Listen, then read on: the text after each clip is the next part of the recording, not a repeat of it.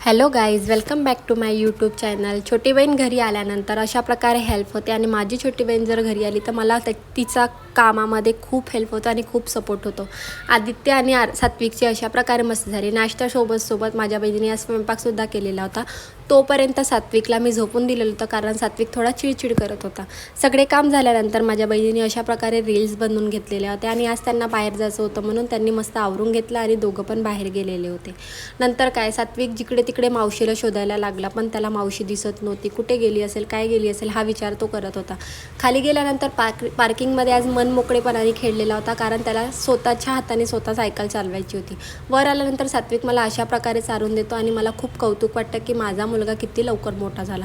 नंतर त्याला मी ओट्स खायला दिलेले होते आणि आईने पाठवलेले नागपूरचे सांडगे मी अशा प्रकारे भाजी केली होती. छान त्याला तेलामध्ये फ्राय करून घेतो, म्हणजे तळून घेतलेलं होतं आणि अर्धे काढून कोथिंबीर टाकून त्याचं वाटण करून घेतलेलं होतं. तोपर्यंत मस्त कांदा शिजू दिलेला होता आणि ते वाटण मी साईडला ठेवलेलं होतं.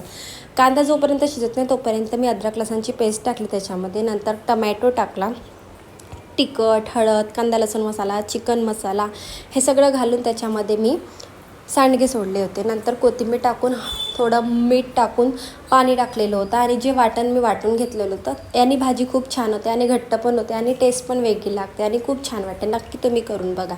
भाजी खूप छान झाली होती आणि किती पण वाजले असं सॉन्ग लावलं की सात्विकला बरं नसो की असो तो मस्त डान्स करतो आणि आम्ही खूप एन्जॉय करतो. काल आम्ही बाहेर गेलो होतो, तिकडे आम्हाला अशा 2-3 क्रॉक्स भेटले होते आणि त्याच्या पप्पालासुद्धा माझं हे फेवरेट क्रॉक्स आणि त्याच्या पप्पालासुद्धा हे क्रॉक्स आवडले होते.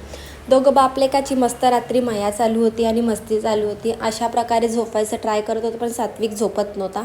मस्त दूध पिऊन दुधाचा एन्जॉय केला आणि आमचा दिवस असा संपला. भेटूया नवीन ब्लॉगमध्ये. Bye bye.